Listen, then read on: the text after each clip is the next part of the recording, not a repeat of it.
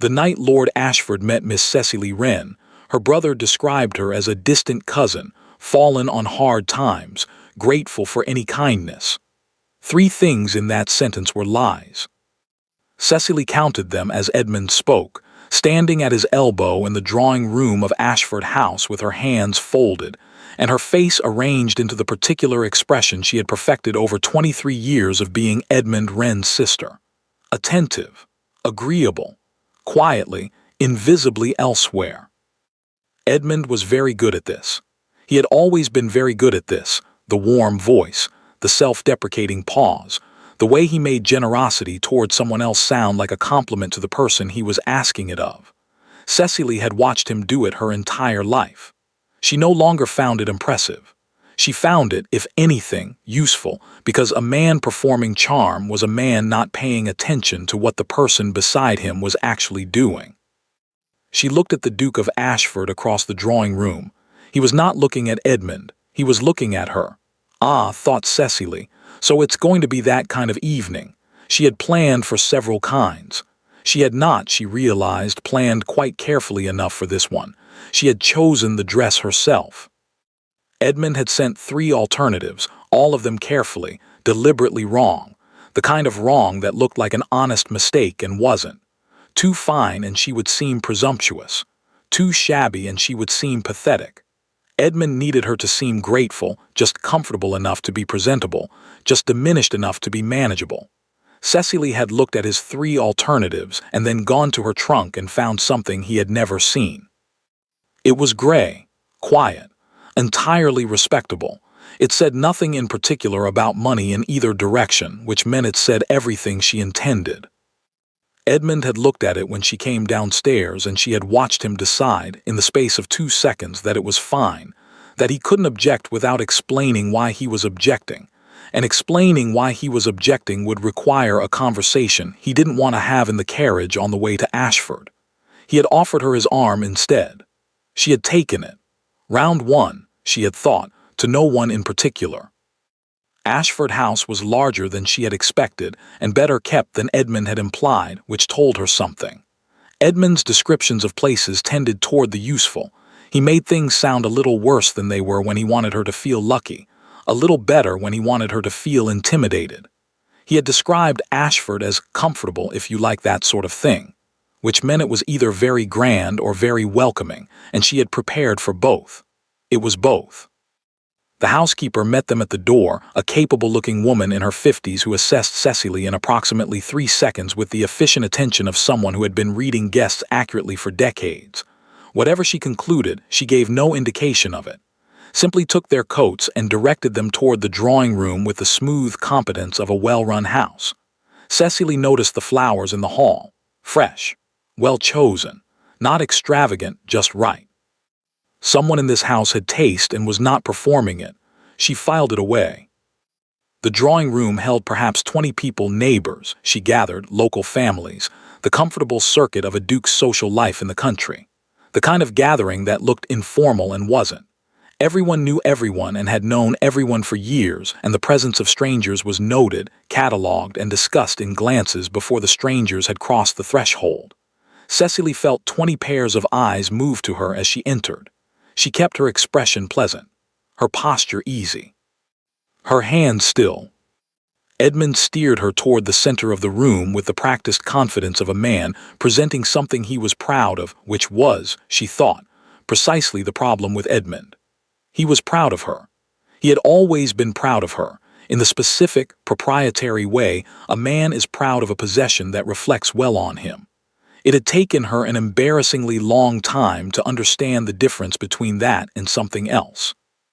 Ashford, Edmund said, and the room shifted slightly, the particular shift of a room rearranging itself around its host. Allow me, my sister, Miss Cecily Wren. Cecily, the Duke of Ashford.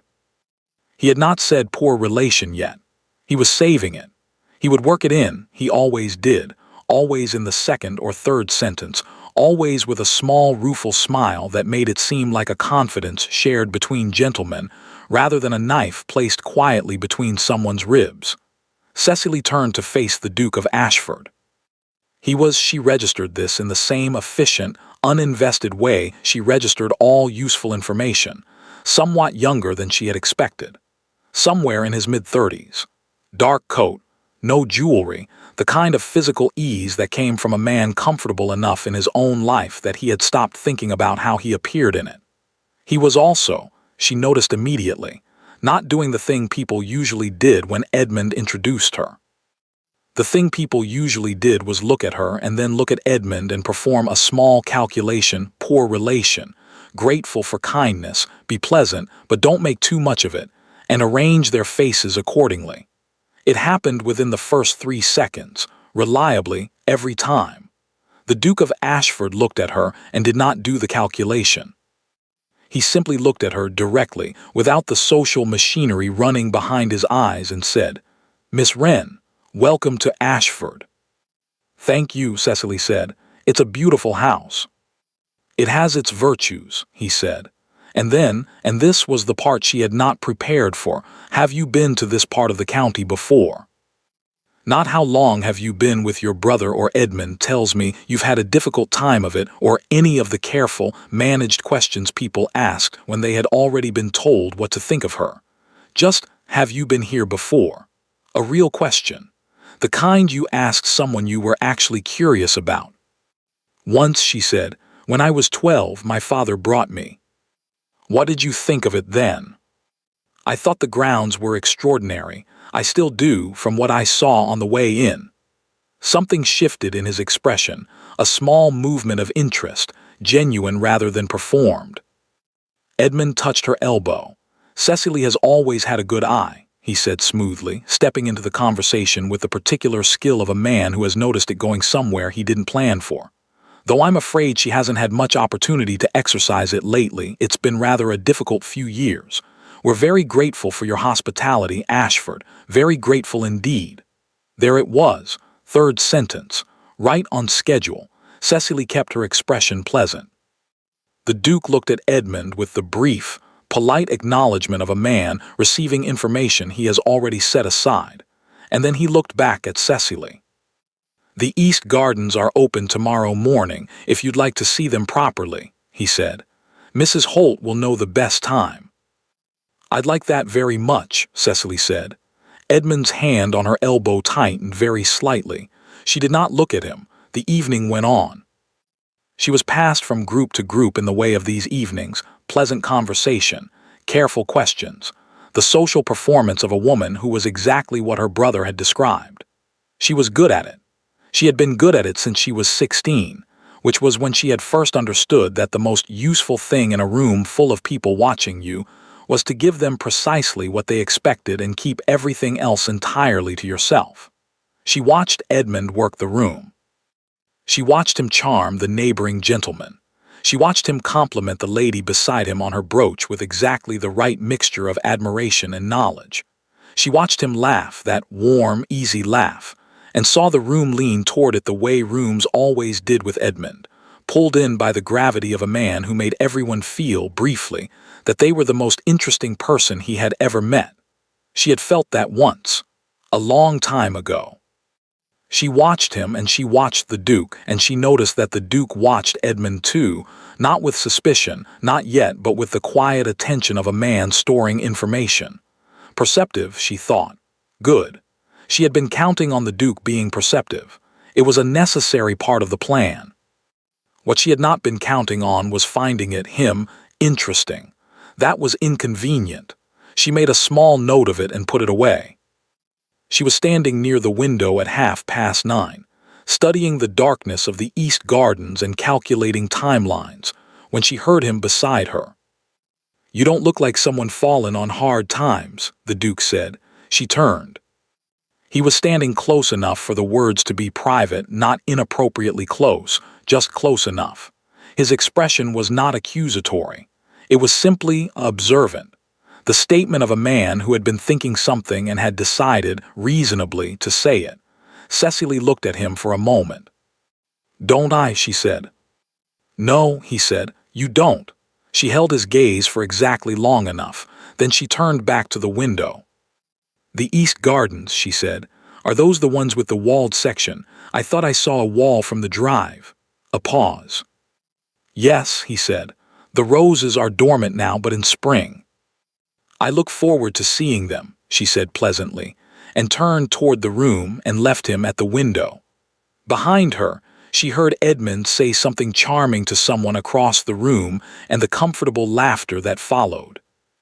She walked to the other side of the drawing room and accepted a cup of tea she didn't want and told herself, firmly, that inconvenient was not the same as impossible. She was still telling herself that when the carriage home turned out of the Ashford Drive and Edmund said, very quietly in the dark beside her, "Behave yourself, Cecily." She looked out the window at the passing dark. "Always," she said, and she went back to counting. The letter arrived on Thursday. Cecily found it because she was meant to find it. Edmund had left it on the desk in the study he was using, open, weighted with an inkwell, at an angle that suggested carelessness and wasn't. Edmund was never careless with documents. He was careful with them the way a card player is careful with his hand, not hiding it exactly, just never letting you see more than he wanted you to see. This one he wanted her to see. She read it standing without touching it, which was a habit she had developed 8 months ago when she first began to understand what Edmund had been doing and realized that the difference between evidence and knowledge was whether you could prove you'd seen it. It was from Mr. Holt, Edmund's solicitor. The settlement terms are prepared as discussed. The Duke's signature is required by the end of the month. I would advise moving quickly. The land valuation holds until the 30th, after which the northern parcel may require reassessment. If Miss Wren can be brought to sign the proxy by Friday, Cecily stopped reading. Not because she was surprised. She was not surprised. She had known about the settlement for 6 weeks, had found the earlier drafts in Edmund's correspondence, had understood the shape of it before she'd ever set foot in Ashford House. Edmund wanted the Duke's northern parcel. The Duke's northern parcel bordered the Wren estate on 2 sides, and if Edmund could acquire it through a marriage settlement he controlled, it would complete the enclosure of the eastern farmland he'd been quietly selling off for 3 years. She had known all of this. What she had not known until this moment was that Edmund intended to have her sign the proxy by Friday. Today was Wednesday. She straightened up, walked to the window, looked out at the garden of the rented house Edmund had taken for the month, smaller than Ashford, considerably smaller than the Wren estate had been before Edmund began his work on it, with a view of a wall and a kitchen garden that nobody was tending properly. She thought about Friday. She thought about Thomas. Thomas had been with the Wren household since Cecily was 11 years old. He had started as a hall boy and become, over 15 years, the kind of steady, entirely reliable presence that a house either takes for granted or comes to depend on completely. Cecily had come to depend on him completely, which was why Edmund had made him his own footman 4 years ago, close enough to be useful, controlled enough to be harmless. What Edmund had not accounted for was that Thomas had been loyal to Cecily for 15 years, and loyalty of that duration is not a thing that transfers with a change of employment. Thomas had been her eyes inside Edmund's household for 8 months. He copied correspondence. He noted meetings. He passed her information in the margins of laundry lists and inside the lining of coat pockets, and once memorably, in the hollow of a bread roll that he had presented at breakfast with an expression of perfect professional neutrality. She had eaten the roll. She had palmed the paper. Edmund had been sitting across the table and had not noticed. It was Thomas who had told her about the solicitor's visit last month. It was Thomas who had confirmed the existence of the settlement documents. It was Thomas who had slipped the note under her door at 11 o'clock last night, 3 words in his cramped, careful hand. Friday. Be careful. She went back to her room and sat at the small desk by the window and thought. The plan she had been building for 8 months, the careful, patient, evidence-first plan required time. It required the solicitor's records, which she was still waiting on. It required the signed statements from 2 of the estate tenants who had been pressured into selling, which were being prepared by a solicitor in Gloucester whom Edmund did not know existed. It required, most critically, the original trust document from their father's estate, which Edmund had told her for 4 years was with the family solicitor, and which she had discovered 3 months ago was not with the family solicitor and was not anywhere she had yet been able to find it. The plan required approximately 3 more weeks. She had 2 days. She thought about this for a while. Then she thought about the Duke's question. "You don't look like someone fallen on hard times." She had deflected it, cleanly, she thought, without appearing to deflect it, which was the best kind of deflection.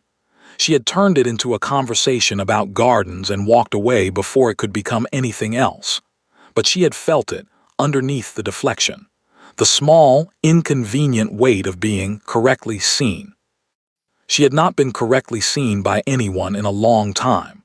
She had been managed, assessed, accommodated, and pitied, and she had worked very hard to make sure that anyone who looked at her saw exactly what she intended them to see. The Duke of Ashford had looked at her for approximately 4 minutes and drawn a conclusion she had not given him permission to draw. That was, she thought, either a serious problem or a serious opportunity. She was beginning to think it was both. She changed into her walking dress and went to find the East Gardens.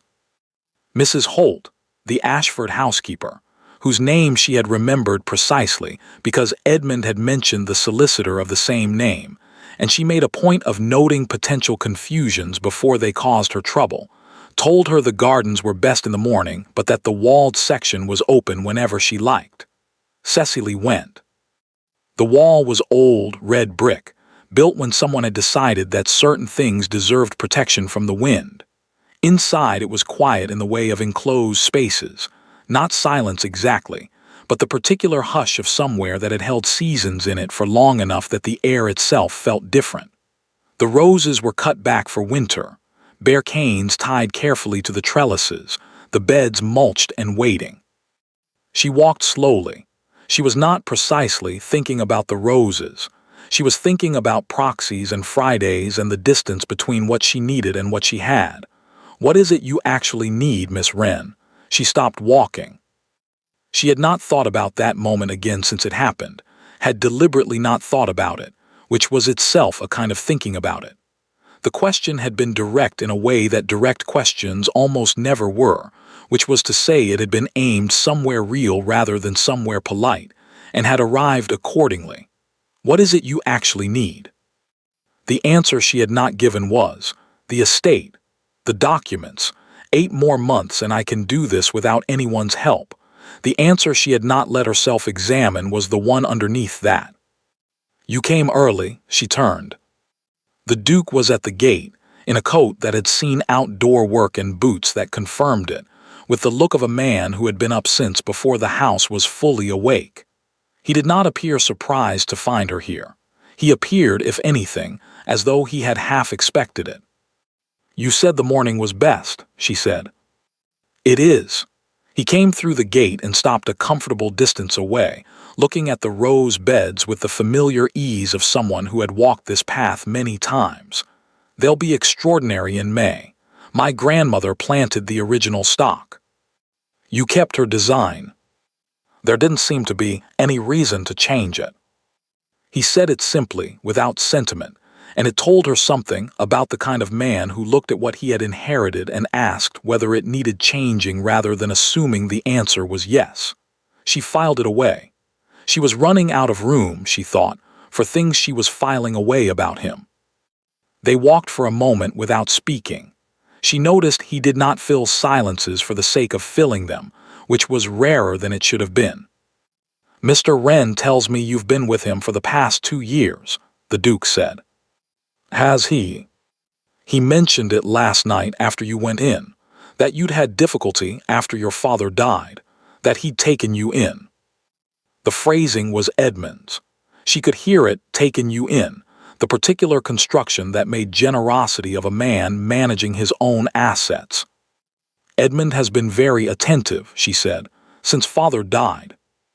Your father's estate is in trust, she said. Edmund manages it. He's been very thorough. She kept her voice perfectly neutral. She watched the Duke receive this, watched him hear the words and hear, underneath the words, the thing she was not saying and decide what to do with the gap between them. He looked at her. "Miss Wren," he said, "if there is something you need to tell me about your brother, about the reason you're here, I would rather hear it from you." It was, she thought, extraordinary.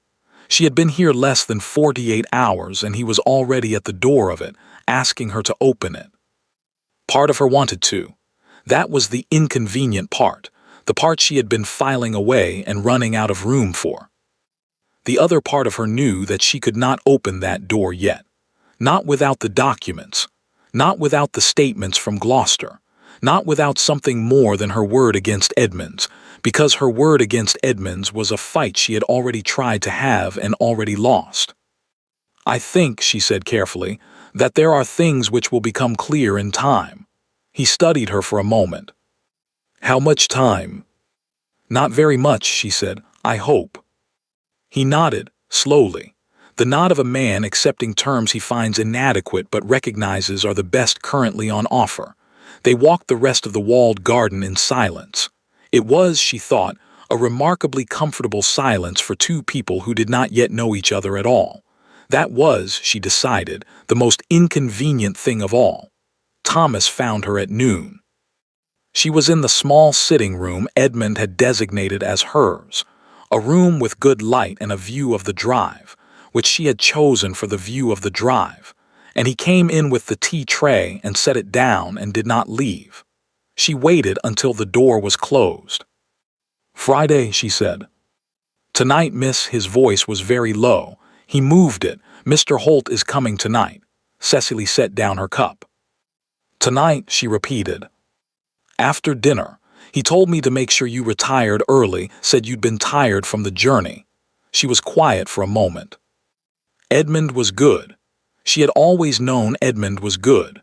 But there was a difference between knowing someone was capable and watching them move faster than you had calculated, and that difference had a particular quality to it, cold, focused, clarifying. "The documents from Gloucester," she said. "How long?" "A week at least, miss, maybe more." "And the original trust document, any word?" Thomas hesitated, just slightly. "Thomas, I think I know where it is," he said. "I think he has it with him, here, in the case he keeps locked." Cecily looked at him. "You think?" "I've seen him take something from it twice, and put it back quickly when he heard me coming. The dimensions would be right for." "Don't," she said. "Don't go near it if he finds you." "I know. Promise me." Thomas looked at her. He had been with the Wren household for 15 years, and he had the look now of a man who had made a decision some months ago about which side of a line he was standing on and was entirely at peace with it. "I promise," he said. She nodded. After he left, she sat for a long time looking at the drive. She thought about tonight, about Edmund and Mr. Holt and a proxy she was not going to sign. She thought about how many ways she could refuse and how many of those ways Edmund could manage and what would happen after tonight, when he understood that she was not going to cooperate. She thought about a locked case and a document she needed, and a promise she had just extracted from the one person she could not afford to lose. Then she thought about the Duke. She thought about how much time, and not very much, I hope, and the particular, careful patience of a man who had decided to wait when he didn't have to. She picked up her pen. She wrote a note, short, no salutation, the kind of note that could be from anyone to anyone if Edmund found it. The East Garden, 6 o'clock. She folded it. She would decide, she told herself on the walk over, exactly how much to say. She was fairly certain, by the time she reached the gate at 6 o'clock and found him already there, that she had been deciding since the moment she arrived. He was there before her.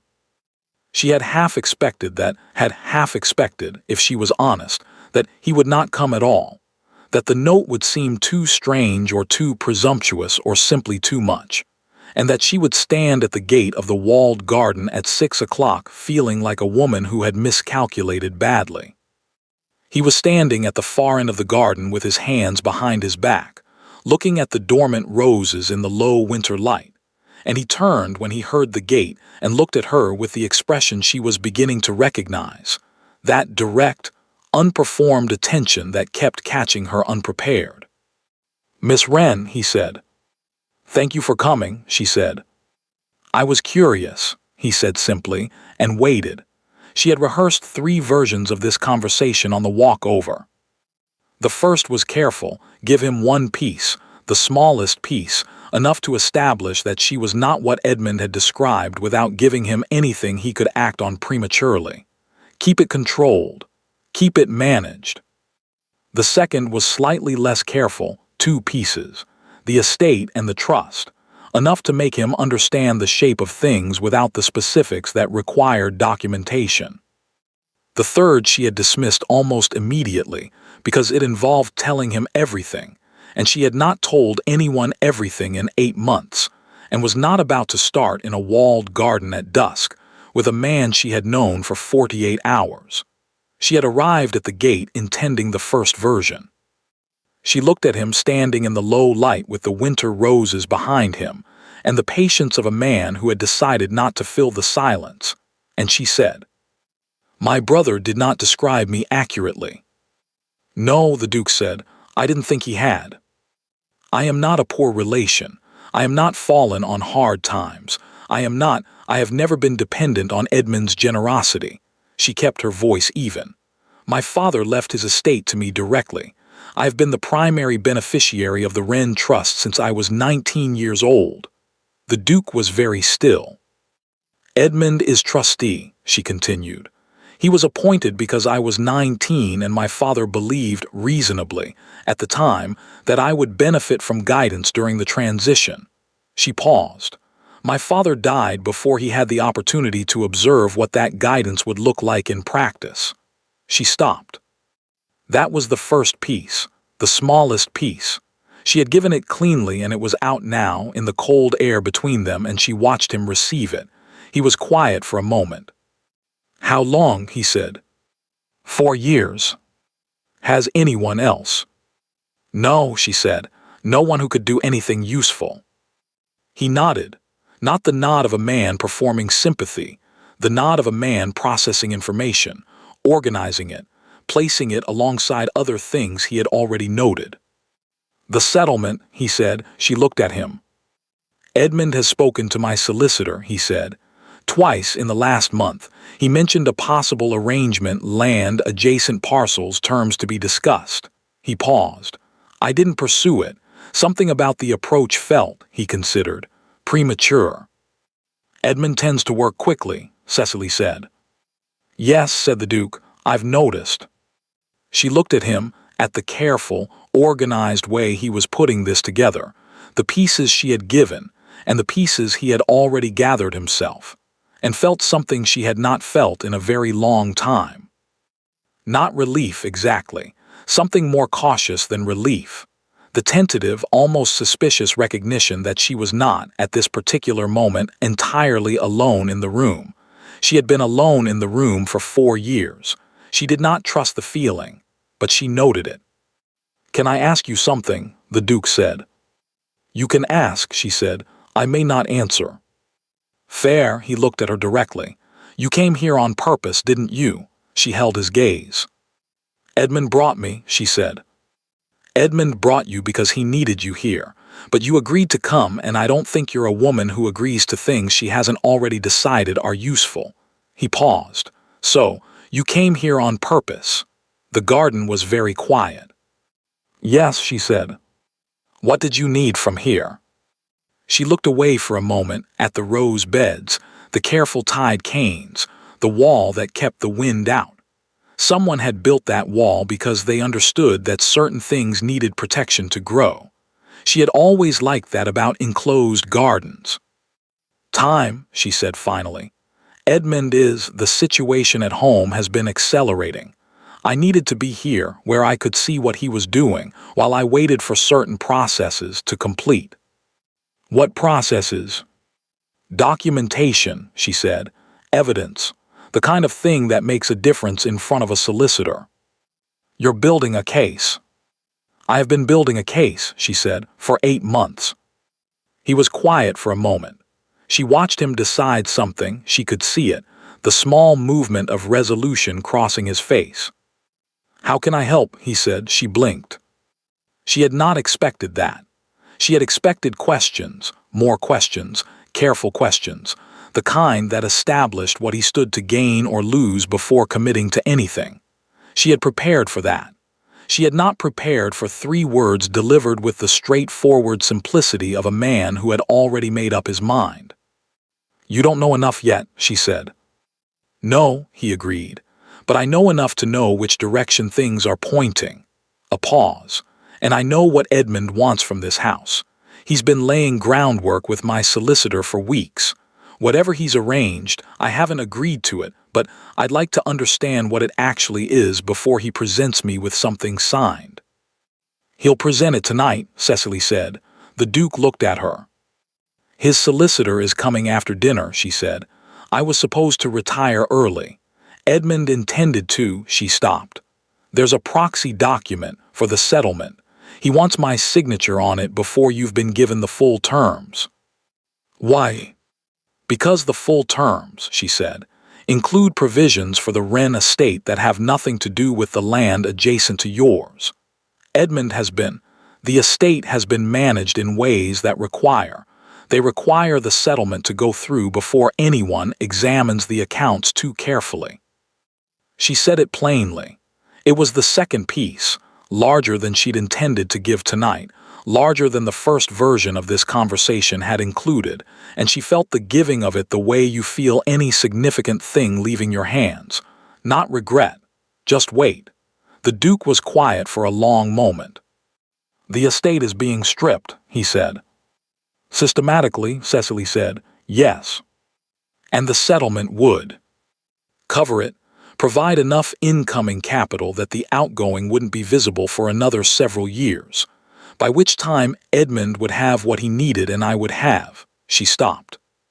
"Nothing," the Duke said quietly. "I was going to say very little," Cecily said, "but yes, essentially." The word sat in the cold air. She had not said it aloud before, not to anyone. She had thought it, had known it, had organized her entire life for 8 months around preventing it. But she had not said it to another person's face and heard the plainness of it. Nothing. She kept her expression still. The Duke looked at the gate. "Go back to the house," he said. "Have dinner, retire early exactly as Edmund expects." She looked at him. "Mr. Holt will arrive," he said, "and Edmund will present whatever he has prepared, and I will listen to all of it very carefully." He paused. "And I will not sign anything. He'll find another way."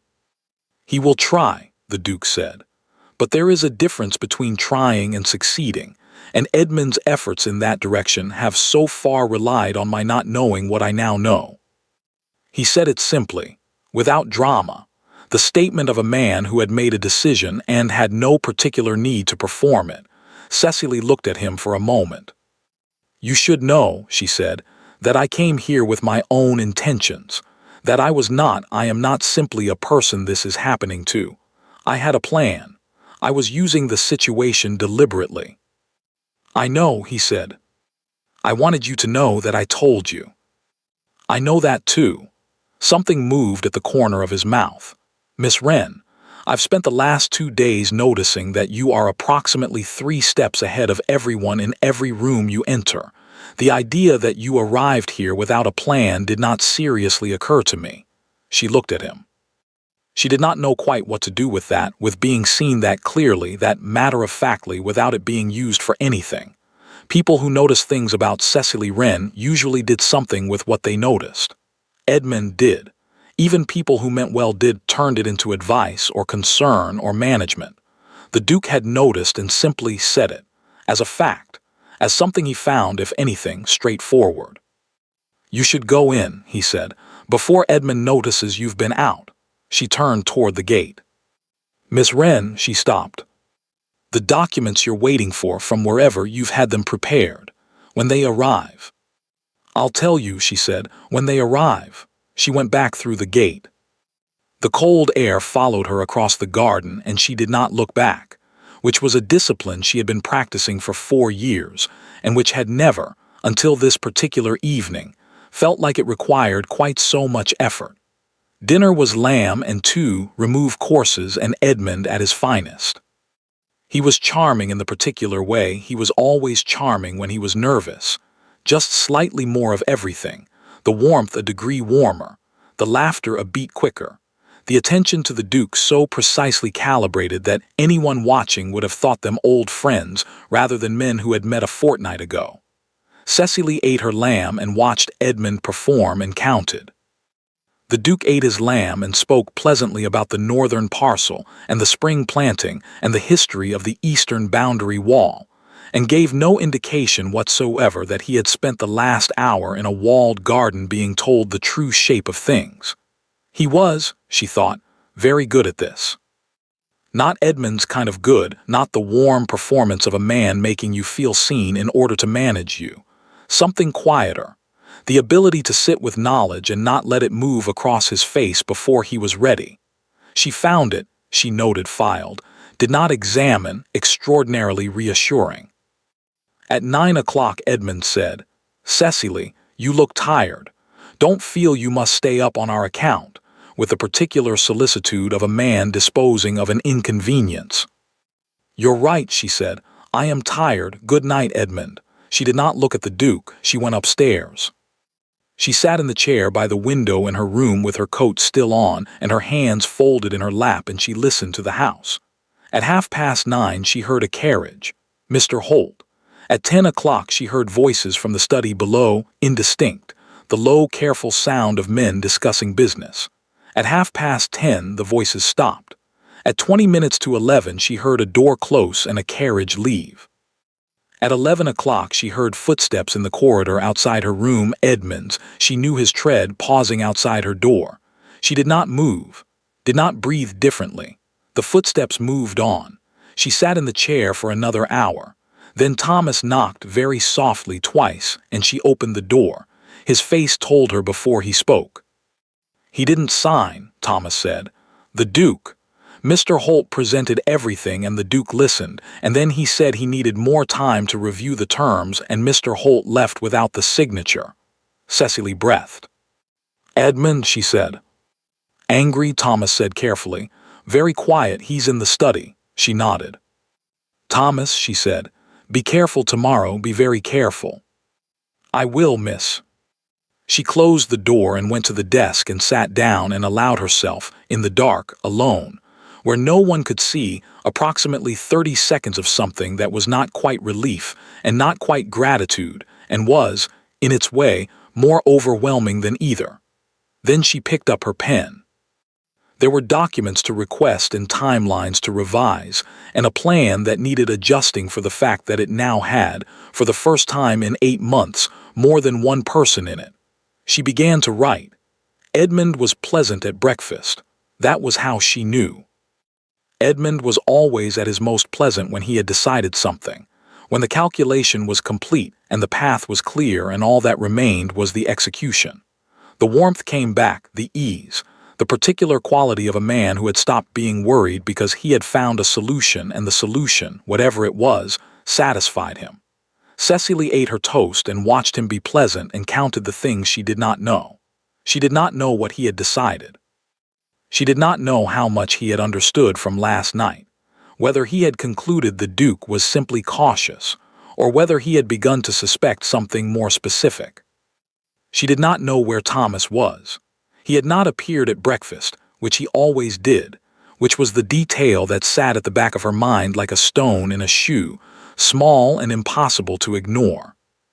"You slept well?" Edmund asked. "Very," she said. "Good." He poured his coffee. "I thought we might ride this morning. The Duke has offered the use of his stables." "I'd like that," she said. He smiled. She smiled back. They were, she thought, both extraordinary at this. She found out about Thomas at 10 o'clock. She had gone to the stables on the pretense of choosing a horse, and found instead the Duke's head groom, who told her with the careful neutrality of a man passing on information. He had been asked to pass on that Mr. Wren's footman had been sent ahead to the rented house that morning with luggage and would not be returning. Cecily stood in the stable doorway. "Sent ahead," she said. "That's what Mr. Wren said, miss." She thanked him. She walked back across the yard and through the kitchen garden and into the house and up to her room, and closed the door and stood in the middle of it for a moment with her hands at her sides. Thomas. Edmund had moved Thomas. Not dismissed, sent ahead, which meant he was still employed, still ostensibly under Edmund's control, still far enough away that he could not pass notes under doors or copy correspondence or stand in a kitchen and listen to what was said. It was not a punishment. It was a removal. Edmund had understood something. Not everything. If he had understood everything, the response would have been different, louder, and she would already be in a carriage home. But enough. Enough to understand that Thomas was a problem, and to solve the problem in the way Edmund always solved problems, quietly, plausibly, with a perfectly good reason ready if anyone asked. Sent ahead with luggage. Of course. She sat on the edge of the bed and thought. The documents from Gloucester, a week, maybe more. The trust document locked in Edmund's case which Thomas could no longer access.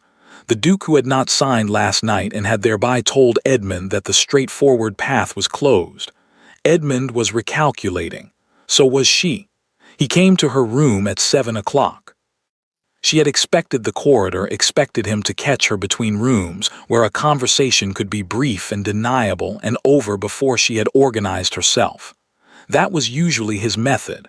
But he knocked on her door at 7 o'clock, which meant he wanted the room. The closed door. The privacy, that was different. She opened it. He came in without being invited, which he had always done, in every room she had ever occupied, and which she had stopped mentioning because mentioning it accomplished nothing. He looked at her dressing table, her desk, the small stack of correspondence she had been careful to make look entirely unimportant. Then he sat in the chair by the window and looked at her with the expression she had not seen since the last time they had been alone together in a room and he had stopped performing. Not the warm Edmund. Not the charming one, the other one. "Sit down, Cecily," he said. She sat on the edge of the chair across from him. She kept her hands in her lap. She kept her face pleasant and attentive and entirely empty of everything she actually felt, which was the expression she had been perfecting since she was 16, and which had never been more necessary than right now. "The Duke didn't sign," Edmund said. "I heard," she said. "I imagine he simply wanted more time to review." "Don't," Edmund said pleasantly. She stopped. He looked at her. The silence between them was the specific silence of two people who know each other very well and have stopped pretending otherwise. And in that silence, Cecily felt the particular chill of being accurately read by someone who did not mean her well. "You've been busy," he said, "these past months, haven't you?" "I don't know what you mean." "I think you do." He leaned back, crossed his legs. The ease of him, the terrible, practiced ease, was worse than anger would have been. "Thomas has been very devoted to you. He always was. I should have addressed that sooner." "Thomas is an excellent footman." "He was," Edmund said. "Yes," the past tense. She kept her face still. "Here is what's going to happen," Edmund said. "You're going to be cooperative with Mr. Holt when he returns tomorrow. You're going to sign what he puts in front of you. And the settlement will proceed as arranged, and everyone will be perfectly comfortable, and this, whatever this has been, will stop." "Edmund." "The alternative," he said, still pleasantly, "is that I have a conversation with Mr. Holt about certain irregularities in the estate management. Irregularities that, on examination, might appear to originate with the trustee's co-signatory." He paused. "Which is you, Cecily. You are listed as co-signatory on 3 of the accounts. Did you know that?" She had known that. She had known it for 6 months and had spent considerable effort establishing, through her solicitor in Gloucester, a paper trail that demonstrated she had not been consulted on any of the transactions those accounts had been used for. That paper trail was in Gloucester and would be ready in approximately 1 week, and was doing her absolutely no good whatsoever at this specific moment. "Those signatures are forged," she said. Her voice was very level. "Are they?" Edmund said. "That's a serious accusation. You'd need documentation to support something like that." "I have documentation." Do you? He looked at her steadily. Where? She said nothing. The thing about documentation, Edmund said, is that it needs to exist in a place you can access. Files in solicitors' offices in other counties are inconvenient, difficult to produce quickly, whereas what I have is, he gestured lightly, rather closer to hand. He stood up. He was not angry. That was the thing she could never explain to people who had not met Edmund. They expected rage, raised voices, the visible performance of a villain. Edmund was never that. Edmund was always this, measured, pleasant, entirely certain of his position. It was far worse than rage. I've been patient with you, he said. You know I have. Father always said I was too patient with you, that I gave you too much latitude, let you think you had more say in things than was practical. A pause. He wasn't wrong. Don't, she said. Her voice came out quieter than she intended. I'm not disparaging him, I'm simply... I said don't. He looked at her for a moment. Tomorrow, he said, Mr. Holt at 10 o'clock. Think about what you want, Cecily, think carefully. He went to the door. Thomas, she said. He stopped. Where is he? Safe, Edmund said. Provided things go smoothly tomorrow. He's a good footman. I'd hate to have to let him go without a reference. He left. The door closed. She sat for a very long time. She sat until the light outside the window had gone completely, and the room was dark, and she had not moved to light the lamp because the dark was, in its way, easier. Because in the dark there was no desk to look at, no correspondence to review, no evidence of the 8 months of careful work that was currently sitting in Gloucester being entirely useless. Thomas. She had promised herself at the beginning of this that she would not let anyone else become collateral. She had been meticulous about it. She had kept Thomas at arm's length for months, had limited what she asked of him, had told him 3 times to step back if it became dangerous. He had not stepped back. And now he was somewhere safe, Edmund said, which meant safe until he wasn't, which meant safe as long as she cooperated, which was not safe at all. She pressed her hands flat on her knees. She was not going to cry. She had not cried in front of Edmund since she was 22 and had not done it since because it accomplished nothing and cost everything, and she was not going to start again in a dark room because her brother had outmaneuvered her on a timeline. She was going to think. She thought about tomorrow, about Mr. Holt and the proxy and what happened if she signed and what happened if she didn't. She thought about Gloucester and the documents that were not ready. She thought about the trust document in Edmund's locked case, which Thomas could no longer reach.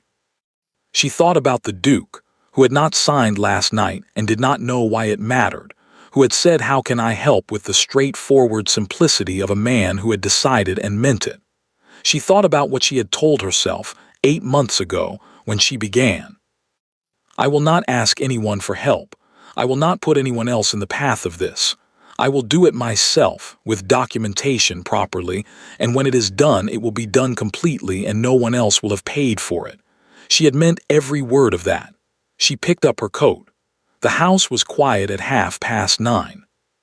She went down the back stairs and through the side door and across the dark garden, and the cold hit her the way it always did when she had been sitting still too long, sharply, usefully, like a hand against the face. She knew where his study was.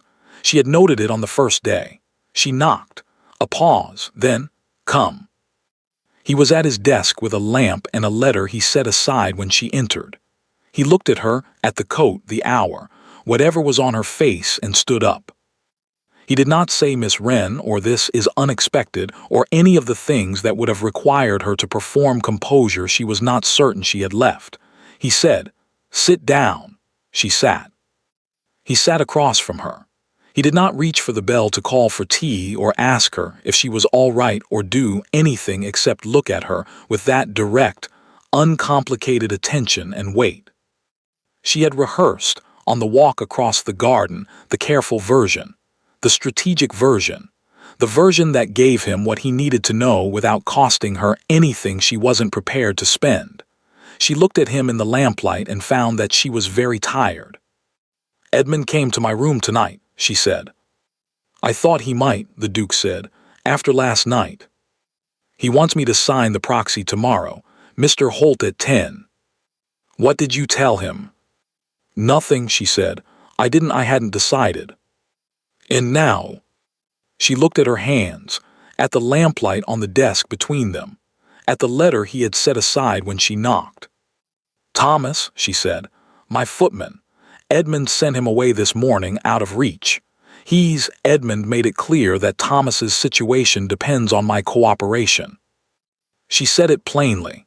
She had intended to say it differently, more controlled, more managed, but plainly was what came out, and she did not take it back. The Duke was quiet for a moment. Where is he said. The rented house, I think, about 4 miles. He stood up, went to his desk, wrote something briefly, a note, short, folded and sealed before she could see it, and rang the bell. His footman appeared. Tonight, the Duke said, take this to the Wren house on the Ashford Road. There is a footman there named Thomas. Bring him back here. Give him the note first so he understands. The footman left. Cecily looked at the Duke. You didn't ask me if that was the right thing to do, she said. Was it not? No, it is. She stopped. You didn't ask. You came here at 9:30, he said, which tells me you had already decided something needed to happen tonight. Thomas seemed like the clearest thing. He sat back down. Now, tell me the rest, she told him. All of it, not the careful version, not the strategic version. The whole 8 months. The accounts and the forged signatures and the solicitor in Gloucester and the trust document in Edmund's locked case and the timeline that was 1 week too long.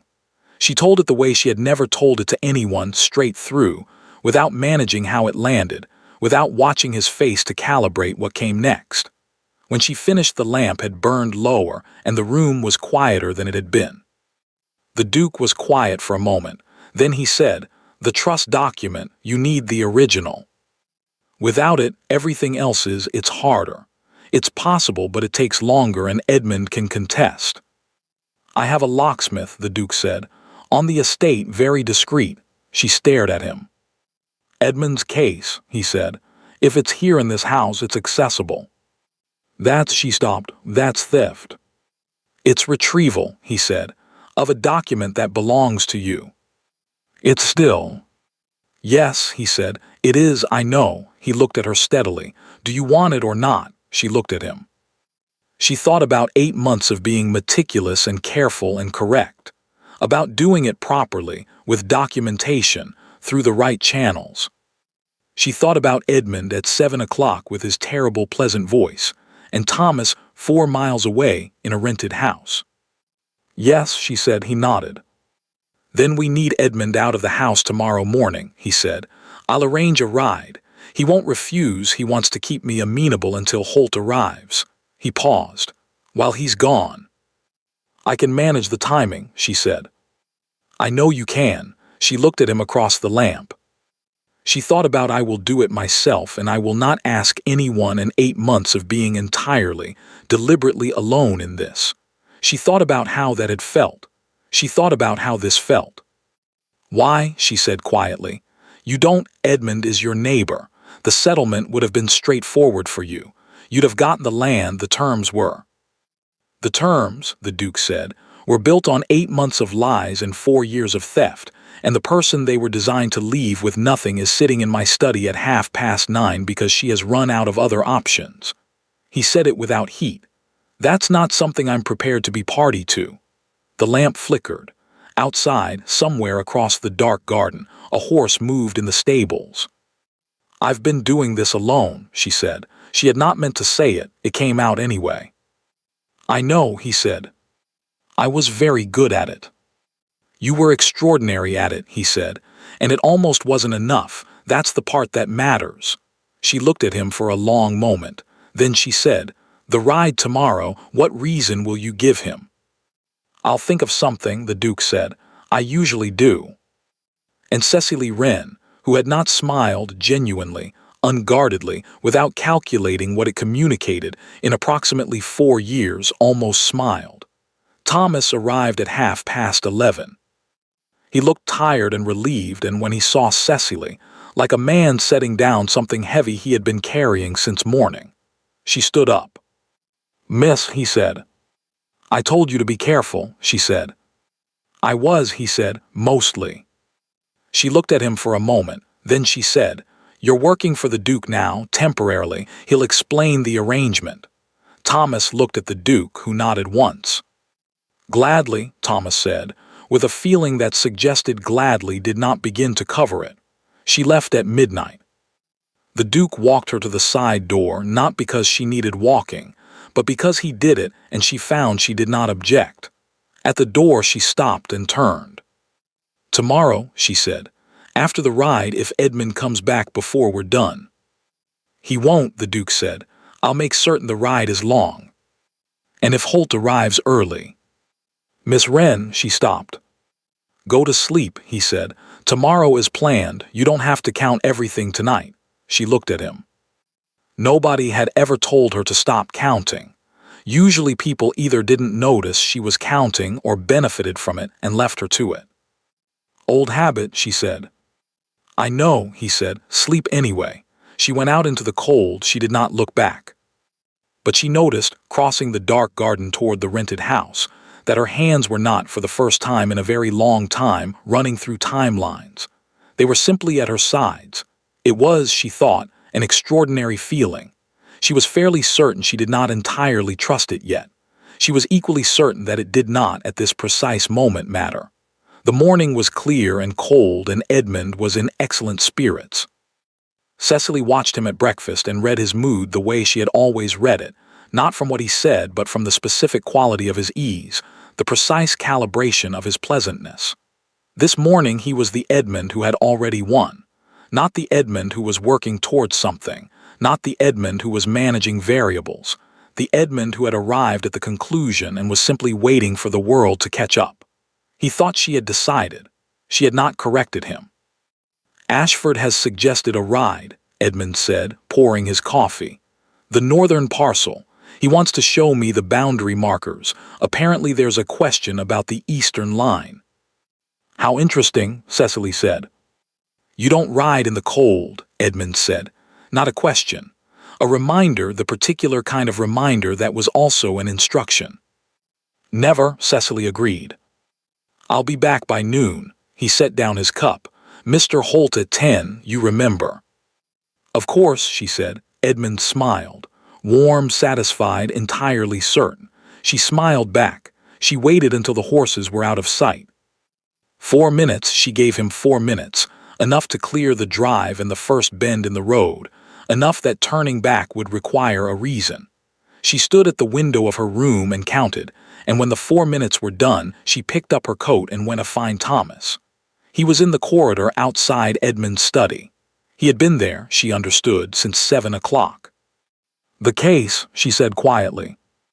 "On the desk," Thomas said. "He didn't take it with him." She looked at him. "I noticed this morning," he said. "When I brought his coat." She took a breath. She had spent a portion of the night, the portion after she was supposed to be sleeping, the portion the Duke had specifically told her not to spend on timelines, thinking about this. About what it meant to take the case.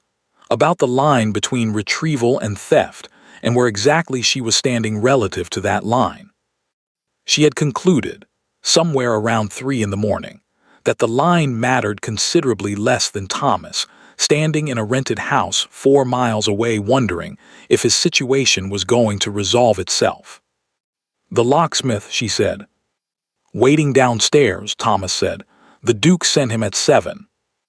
The locksmith was a small, quiet man named Garrett who looked at the case with the professional detachment of someone who had been asked to open a great many things in his life, and had developed no opinions about any of them. 5 minutes, he said. It took 3. The document was there. She had known it would be. Thomas had been right. The dimensions were correct. She had done the calculation 3 times. But there was a difference between knowing and seeing. And when she lifted it out of the case and unfolded it and saw her father's handwriting at the top of the first page, she felt something move through her that was not quite any emotion she had a word for. The original trust document, signed by her father. dated 11 years ago when she was 12, and he had been thinking about the future with the particular careful attention of a man who understood that futures required preparation. Her name, her estate, her father's intention, clear and unambiguous and entirely unlike what Edmund had been doing with it for 4 years. She stood at Edmund's desk and read it all the way through. Thomas stood at the door. The locksmith was already gone. She had brought her own case, small, leather, the one she kept her correspondence in. She placed the trust document inside it. Then she looked at the rest of the case's contents. Letters, most of them from Mr. Holt. She read the first 2 quickly and understood within 3 sentences that they were more useful than the trust document, specific, detailed, with numbers and dates and instructions that constituted, if she was reading them correctly, a fairly comprehensive record of exactly what Edmund had been doing and when. She took those too. She told herself as she did it that she was taking evidence, documentation, the kind of thing that made a difference in front of a solicitor. She was aware that she was also, technically, going through her brother's private correspondence. She found she was at peace with this. She was back in her room at 8:30 with the case on her desk, and the fire burning in her hands, steadier than she would have expected, folded in her lap. She had 1 hour before Mr. Holt arrived. She spent 20 minutes of it writing a letter to her solicitor in Gloucester, detailing what she had found, and what she needed him to do with the documents she would send by this evening's post. She spent 15 minutes reading through the letters from Mr. Holt more carefully and noting, in the margins of her own paper, the specific dates and figures that mattered most. She spent the remaining 25 minutes sitting quietly in her chair, looking at the fire, doing nothing in particular. This last was unusual for her. She was not generally a person who sat quietly doing nothing. She was a person who used available time. She was, she thought, perhaps a little tired. Not the tired of a bad night. She had had bad nights before, and this was not that. Something different. The particular tiredness of a person who has been holding something very heavy for a very long time and has just, in the last 12 hours, been allowed to set part of it down. She thought about the Duke saying you don't have to count everything tonight. She thought about the fact that she had, in fact, counted a great deal after that, but had also, at some point between the counting, slept. She thought about how she had walked back across the dark garden with her hands simply at her sides. She was still thinking about this when there was a knock at her door. It was not Mr. Holt. It was the Duke, in his riding coat, with the particular look of a man who has been riding faster than strictly necessary. "You're back," she said. "It's not noon." "No," he said. Edmund had questions about the eastern boundary that required more detailed answers than I was prepared to give, so I suggested we continue the conversation over the settlement documents this afternoon, which gave him reason to come back willingly. He paused. "He'll be here in 10 minutes. Did you?" "Yes," she said. He looked at her, at the case on her desk. "Everything." The trust document and 8 letters from Mr. Holt that are considerably more useful than I expected. Something moved across his face, relief, she thought, and something else, something quieter. "Good," he said. "Then we have 10 minutes." "For what?" "For you to tell me what you need from the next 2 hours," he said, "before Edmund walks through that door and Mr. Holt arrives, and we have to behave as though none of this morning happened." She looked at him. She thought about 8 months of planning alone, of knowing exactly what she needed and exactly how to get it, and never having to explain it to anyone because there had been no one to explain it to. She thought about how strange it was to be asked. How strange, and how, she noted this, filed it, did not examine it entirely, unexpectedly welcome. "I need Edmund to believe, until this afternoon, that I am going to sign," she said. "I need Mr. Holt to arrive and present the documents, and I need witnesses in the room when I don't." "I can arrange witnesses." "Lady Partridge," she said, "if she's willing, she noticed Edmund, you said so, she should be there." "She will be delighted," the Duke said, with the expression of a man who knew his aunt very well. genuinely delighted. I would not deprive her of this for anything. And I need, Cecily said, for Edmund to understand when it happens that it is finished. Not delayed, not renegotiable, finished. Yes, the Duke said. He'll try to manage it, she said. He always does. He'll find the angle that makes it seem like there's still a path. Not this time, the Duke said quietly. The letters from Holt, those aren't something he can manage away, not in front of witnesses, she nodded.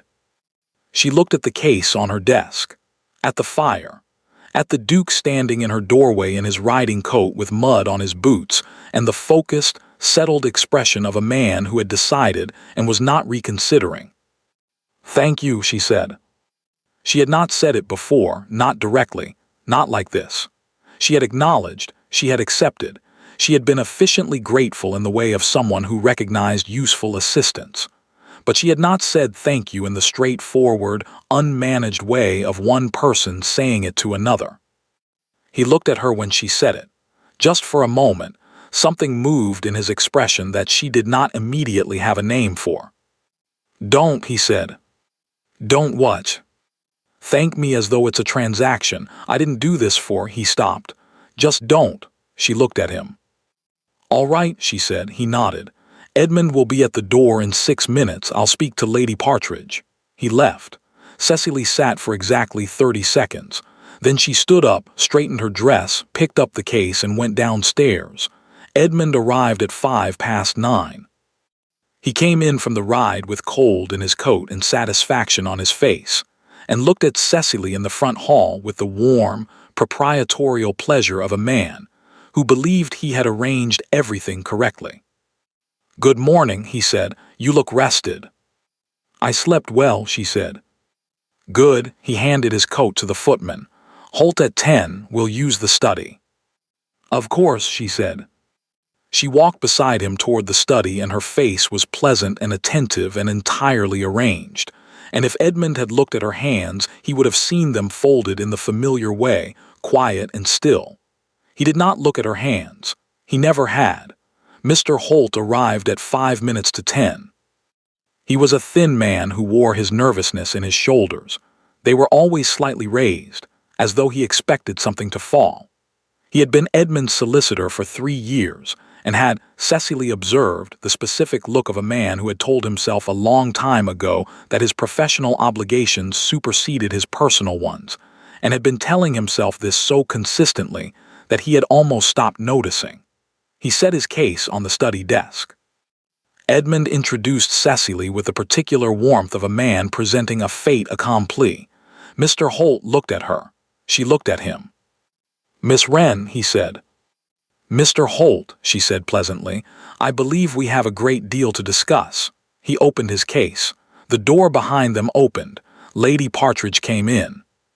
She was 71 years old and moved like a woman of 50, who had decided that age was largely a matter of attitude, and had maintained this position successfully for 2 decades. She was wearing dark red, and an expression that suggested she had been waiting for this particular morning for quite some time. Lady Partridge, Edmund said, and his pleasant voice did not quite cover the surprise. I wasn't aware you'd be joining us. No, said Lady Partridge, sitting down in the chair nearest the fire with the decisiveness of a woman claiming territory. I imagine you weren't. The Duke came in behind her. And behind him, Cecily had arranged this. She had asked Thomas, and Thomas had been extremely efficient, 2 of the Duke's neighbors who had stopped by that morning for entirely unrelated reasons and had been, very naturally, invited to sit in on a brief business matter. Edmund looked at the room. She watched him count the people in it. She watched him understand that the room was not what he had arranged. He looked at her. She looked back at him with her pleasant expression, and her folded hands, and everything she had been holding for 4 years behind her eyes. Shall we begin? She said. Mr. Holt began. He presented the settlement terms with the careful efficiency of a man performing a task he had done many times, and Cecily listened and noted, and let him speak. Edmund watched her from across the desk with the particular quality of attention of a man who was beginning to feel the ground shift but could not yet identify where the movement was coming from. When Mr. Holt finished, she said, "Thank you. I have some questions about the terms." "Of course," Mr. Holt said. "Specifically," she said, "regarding the provisions in Section 4 relating to the management of the Wren estate accounts." Mr. Holt looked at Edmund. Edmund's expression did not change. "Standard provisions." "Standard," Cecily said. "Yes." She opened her case. "I wonder if you could help me understand how these provisions relate to the account activity detailed in your letters to my brother over the past 18 months. She placed the first letter on the desk. Mr. Holt's shoulders went up another half-inch. "Where did you—" "The second letter," she said, placing it beside the first, "addresses the northern farmland sale specifically. The third concerns the tenant arrangements. The fourth—" "Cecily," Edmund's voice, still pleasant, still controlled, the last of the control. "The fourth is perhaps the most interesting," she said, "because it predates the sale by 3 weeks and includes, in the third paragraph, a specific instruction regarding my signature." She placed the fourth letter in the center of the desk where everyone in the room could see it. The room was very quiet. Lady Partridge, by the fire, had not moved. She was reading the letter closest to her with the focused attention of a woman who reads quickly and retains everything. The neighbors looked at Edmund. The Duke looked at no one. He was standing near the window in the way he stood when he was paying the most attention, still, slightly turned, like a man who has arranged himself so that nothing in the room escapes him. Edmund looked at Cecily. And Cecily looked at her brother, at the face she had known her entire life, the face that had been warm and charming and terrible in equal measure for 23 years. And she put the trust document on the desk beside the letters. "I also have this," she said. Mr. Holt stood up. "I need to." He reached for his case. "Mr. Holt," the Duke said from the window without raising his voice, "I'd ask you to stay." Mr. Holt sat down. Edmund said nothing for a long moment. She had expected, she realized, something, the charm rerouted, the angle found, the version of this that Edmund could manage. She had prepared for it. She had gone through, in the small hours, every path he might take and what she would say to each of them. He didn't take any of them. He looked at the letters on the desk. He looked at the trust document. He looked at the room, Lady Partridge by the fire, the neighbors with their careful faces, Mr. Holt with his raised shoulders, and he understood, with the specific, accurate intelligence that had always been both his greatest asset and now his undoing, that there was no path. Then he looked at Cecily. He said, "Father trusted me with this." Not an argument, not a performance, just the thing he had been telling himself, she understood, for 4 years. The story he had constructed to make it something other than what it was. She looked at him. "Father trusted you with me," she said quietly. "That's what he did, and you decided that meant the same thing as the estate." Silence. "It didn't," she said. "It never did." Edmund was still. And Cecily Wren, who had been counting her brother's lies for 23 years and had not cried about any of them since she was 22, felt something shift in her chest that she was not going to examine in a room full of people. She picked up the trust document. She held it in both hands. "I will not be signing the proxy," she said. "Mr. Holt will provide full disclosure of the account activity to my solicitor in Gloucester, who is expecting his correspondence by Friday. The Wren estate management will transfer, with immediate effect, to an independent trustee to be named by the court." She looked at Mr. Holt. "I imagine," she said, "that you have a great deal to think about." Mr. Holt, whose shoulders had not descended at any point in the last 20 minutes, gathered his case and left. The neighbors stayed long enough to establish, clearly and collectively, that they had witnessed everything. Then they left. Lady Partridge stood up from her chair by the fire and smoothed her skirts and looked at Edmund with the expression of a woman who has known something for some time and has been entirely patient about waiting for the rest of the world to catch up. She said nothing. She patted Cecily's hand once briefly as she passed. Then she left. Edmund left last. He did not say anything else. There was, she thought, nothing left to say, and Edmund had always known when a room was finished. He picked up his coat from the chair where he'd left it. He walked to the door. He stopped. "The letters," he said without turning. "How long have you had them?" "Since this morning," she said, a pause. "And before that?" "8 months," she said. "I had everything else." He absorbed this. "You came here on purpose," he said. "Yes. To finish it." "To finish it properly," she said, "with documentation, with witnesses, so that it couldn't be undone." He stood at the door for a moment, then he left. The front door opened and closed. A carriage some time later. She stood at the desk alone. The fire had burned lower. The letters were still spread across the desk, Edmund's letters, her father's trust document, the careful paper record of 4 years of what had been done to something that had been meant for her. The Duke was still in the room. He had been so quiet that she had almost forgotten. She turned. He was at the window looking out at the drive. She could not see his expression. "It's done," she said. "Yes," he said. She looked at the letters on the desk. She thought about picking them up, about organizing them, about the letter to Gloucester and the timeline for the court application and the independent trustee and the 8 months of work that was going to require, now, another month of careful unwinding. She thought about all of it, and then she stood very still in the middle of the room and did not do any of it.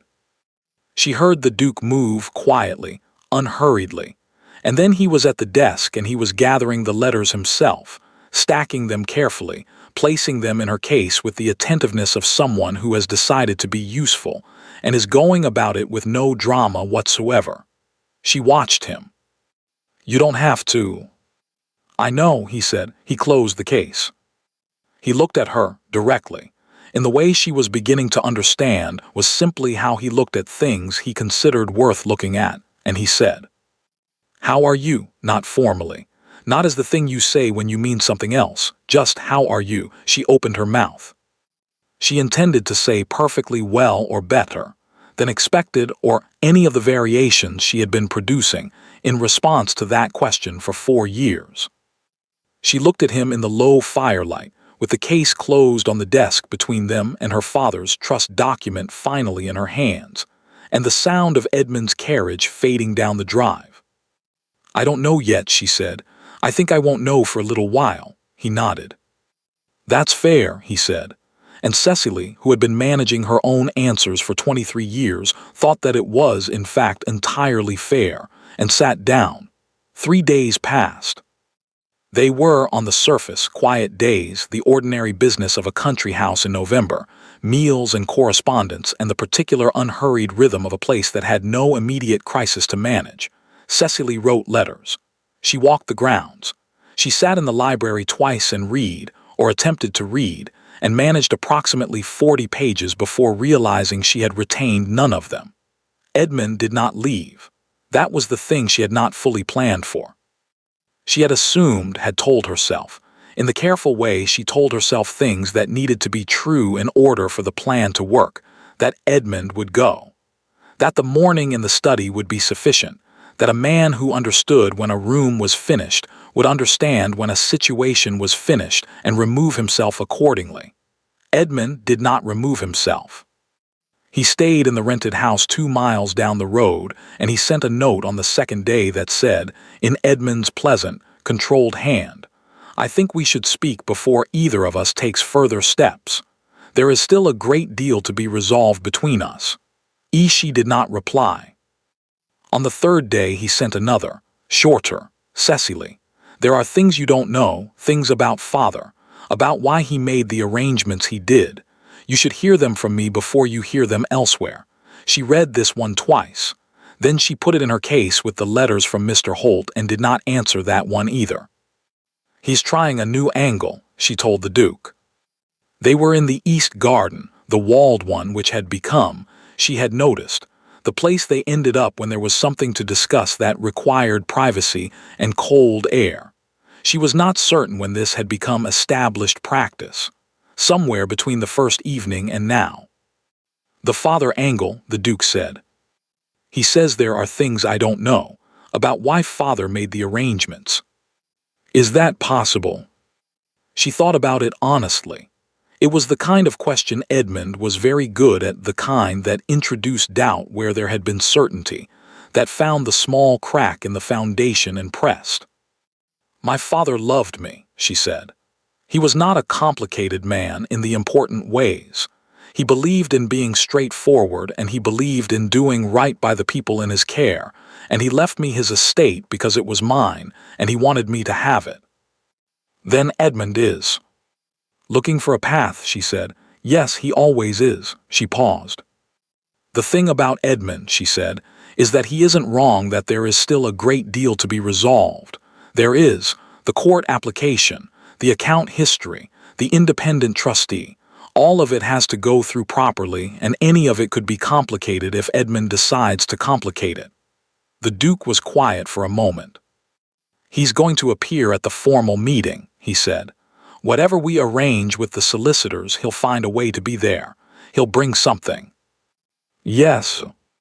Then we need to be ready for what he brings." "I've been thinking about that," she said. "The one thing I don't have, the one thing the Gloucester documents don't cover, is the proxy signatures. The ones on the accounts. I know they're forged. My solicitor is reasonably certain they're forged. But reasonably certain is not the same as provable.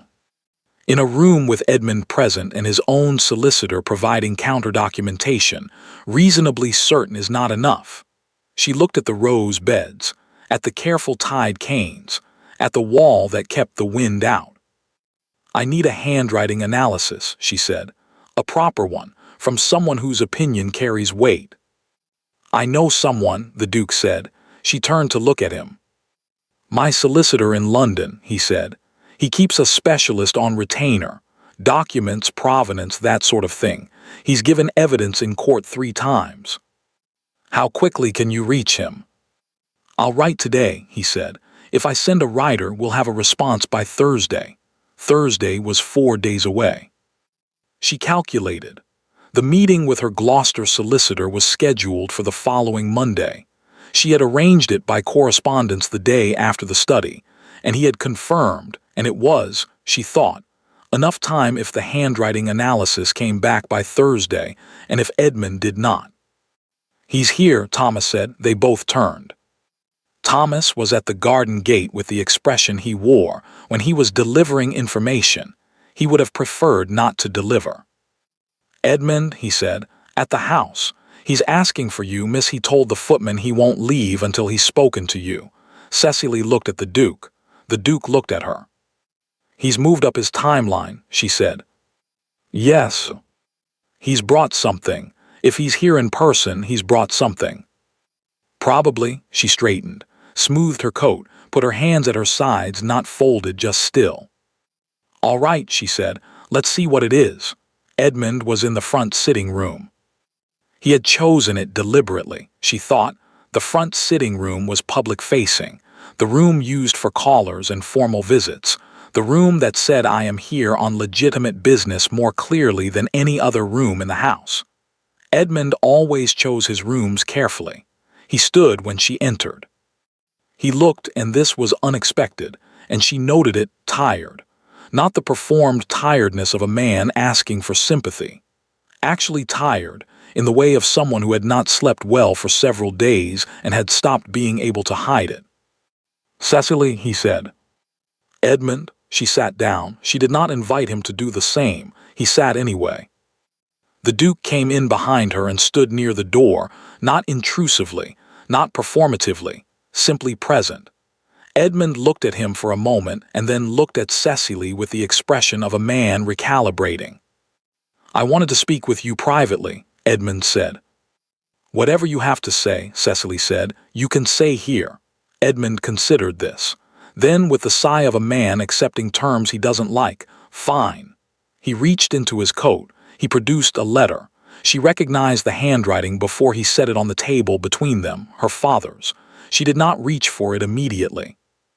She looked at it, at the familiar slant of it, the capital letters, the small habit of underlining, and then she looked at Edmund. "Where did you get that?" she said. "Father gave it to me," Edmund said. "The week before he died, he wrote 2 letters that week.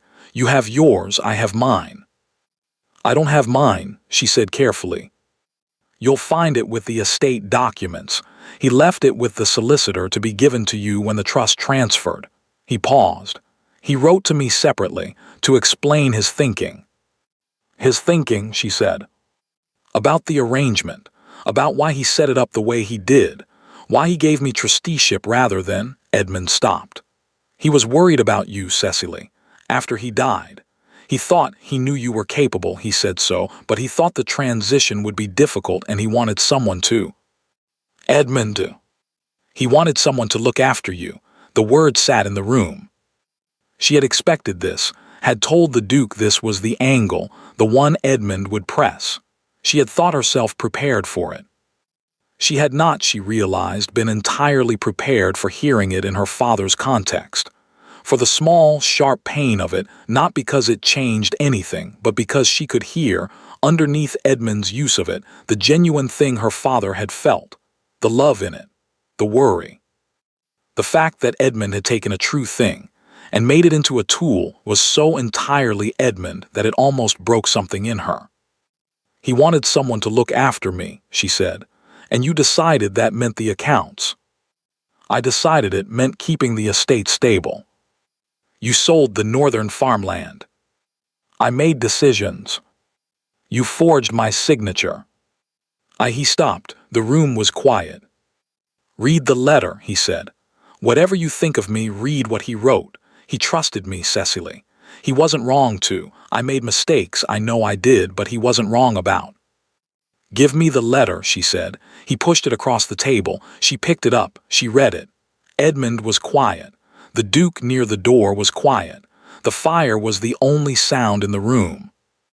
Her father had written to Edmund the way he always wrote, directly, warmly, without performance. He had written about the estate and the trust and what he hoped for Cecily.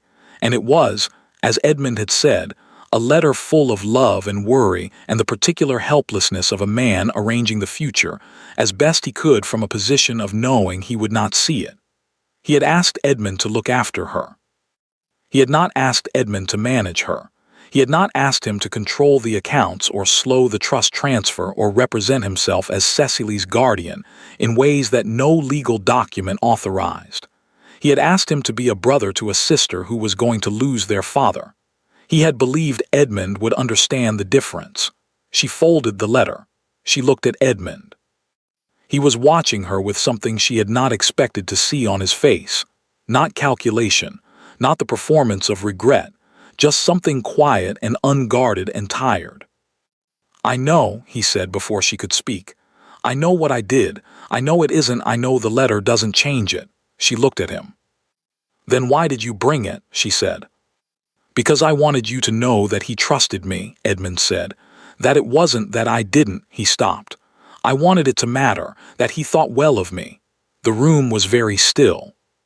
Cecily held her father's letter in both hands and looked at her brother's tired face and felt, with the particular precision of someone who has spent 23 years knowing a person, exactly what was true and what wasn't. What was true? Their father had trusted Edmund. What was also true? Edmund had spent 4 years dismantling everything that trust had meant. What was also quietly true? The letter was not a justification. It was an explanation. And there was, she thought, a difference, though not a difference that changed what happened next. I'm keeping the letter, she said. Edmund blinked. It's mine now, she said. He wrote it to you, but you brought it here and put it on this table, and it has my father's handwriting on it, and I am keeping it. He looked at her for a long moment. Then, quietly, all right. She stood up. The meeting with my solicitor is Monday, she said. Edmund, don't make this harder than it has to be. You know what the documents show. You know what the handwriting analysis will show when it comes back. He looked up at her.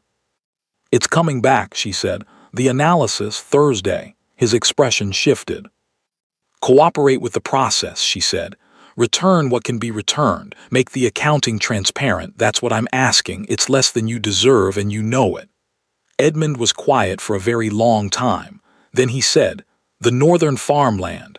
The sale, part of it was legitimate. The land was underperforming and I know, she said. I'll look at the accounts properly once I have access. Some of what I did. Edmund, he stopped. Monday, she said, be there or don't, but if you're not there, I'll proceed without you and the outcome will be the same either way. She walked to the door. Cecily, she stopped. I'm sorry about Thomas, Edmund said. Sending him away, he paused. That was unkind. She stood with her hand on the door frame. She thought about what to say to that, about the various true things she could offer and what any of them would cost her and what they would accomplish. Yes, she said, it was. She walked out. She kept walking until she reached the library. She did not know precisely why the library. It was not her library. It had nothing particular to recommend it over any other room, except that it was quiet and had large windows and was, she had found in the last several days, the room in this house that felt most like somewhere she could simply be without performing anything. She sat in the chair nearest the window. She held her father's letter. She was not going to cry. She had said this to herself before and had meant it, and she meant it now, in this chair, with the winter light coming through the window and her father's handwriting in her hands. She heard the door. The Duke came in and sat in the chair across from her without a word. He did not ask if she was all right. He did not say anything about Edmund or Monday or the handwriting analysis. He sat down. She looked at the window. He wasn't a monster, she said. Edmund. People expect when I explain it, they expect him to be a monster, and he isn't. He's something harder than that. I know, the Duke said. He took things that were true, father's trust, the estate needing management, me needing. He took things that were real and he made them into reasons. And the worst part is that I think he believed them. I think he still does. Yes, the Duke said. That's not an excuse. No, it isn't. She looked down at the letter. He loved my father, she said. In his way, whatever he did, he loved him. I believe that, the Duke said. I don't know what to do with that. You don't have to do anything with it, he said. Not today, she looked at him. He was watching her with the direct, uncomplicated attention she had stopped trying to prepare for, the attention of a man who looked at things he found worth looking at and did not apologize for it. You've been very patient, she said. Have I? Since Monday, since the study, you haven't asked for anything. You haven't said anything about what happens after Monday or what I'm going to do or... It wasn't the right time. And now, he looked at her steadily. Now, he said, I want to ask you something, and I want you to answer honestly, not strategically. She looked at him. After Monday, he said, after the solicitor and the trust and all of it, when you go back to the estate, what are you going back to? My home, she said, my father's estate, what I've been. I know what you've been fighting for, he said. That's not what I asked. She was quiet. What are you going back to? He said again quietly. Not the estate. You, she looked at the window, at the winter garden, at the bare rose beds with their careful tied canes waiting. She thought about the house she had been fighting to return to for 4 years. She could picture every room of it, the library, the morning room, the garden her mother had planted, the view from the upstairs window that was the first thing she had looked for when she woke up as a child. She had held that picture in her mind like a compass point for 8 months. She looked at it now and tried to see herself in it. I don't know, she said finally. I've been thinking about getting there for so long that I haven't. She stopped. I haven't thought much about what it looks like when I arrive. No, he said, I thought that might be the case. She looked at him. I'm not asking you anything, he said. Not today, you've had enough today. A pause. But after Monday, when things are settled, I'd like to ask you something. And I'd like you to have had enough time to know what your answer actually is. She held her father's letter. She thought about a man sitting in this library, not this man, another one, a duke who had died before he could explain anything, and the friendship he had kept for 30 years, and the trust he had placed in people he believed would honor it. She thought about what her father had asked Edmund to be, and what Edmund had done instead. She thought about what it felt like to be asked, simply and directly, "What do you need?" and to have the answer taken seriously. "After Monday," she said. "After Monday," he agreed. She nodded. She looked back at the window. Beside her, the Duke sat in his chair and said nothing further, and the library was quiet. And outside, the winter light moved slowly across the garden. It was, she thought, an extraordinary thing to sit in a room with someone and feel no particular need to manage the silence. She had not felt that in a very long time. She let herself feel it now. Monday came gray and cold and entirely businesslike. The solicitor from Gloucester was a small, precise man named Mr. Carey, who arrived at 9:30 with 2 cases, an assistant, and the focused energy of someone who had been preparing for this meeting for 3 weeks and was not going to waste a moment of it. He set up at the Duke's dining table, the largest table in the house, which the Duke had offered without being asked, and laid out his documents with the systematic care of a man building an argument 1 stone at a time. The handwriting analysis had arrived Thursday, as promised. Cecily had read it twice, and then set it down carefully and looked out the window for a long moment before picking it up again. Consistent with forgery, it said, in the dry, certain language of a man who had given evidence in court 3 times and knew exactly which words carried weight. The proxy signatures attributed to Miss Wren bear no reliable correspondence to her verified hand. The inconsistencies are not attributable to natural variation. She had put it in her case. She had not said anything to the Duke about it that evening. He had looked at her face when she came to dinner and had not asked. Edmund arrived at 10 o'clock. He came alone, no solicitor, which told her something. Mr. Holt had, she gathered, reviewed the situation following the meeting in the study and made certain professional calculations. Edmund arriving without a solicitor meant Edmund arriving without a defense, which meant Edmund had decided, in the 4 days since the sitting room, to do what she had asked, cooperate with the process. He sat across the table from Mr. Carey, and she gave him this quiet, cooperative in the way of a man who had finished arguing and had not yet decided what came next. He answered Mr. Carey's questions directly. He produced the documents he had been asked to produce. He did not perform. It was, she thought, the most honest she had seen him in 4 years. It did not change what the documents showed. The meeting took 3 hours. Mr. Carey went through the accounts with the thorough, unhurried efficiency of a man who had done this before and would do it again and felt no personal investment in the outcome beyond getting it right. He presented the timeline. He presented the handwriting analysis. He presented the letters from Mr. Holt. Edmund looked at the letters when Mr. Carey laid them out. He looked at Cecily. She looked back at him. He looked away first.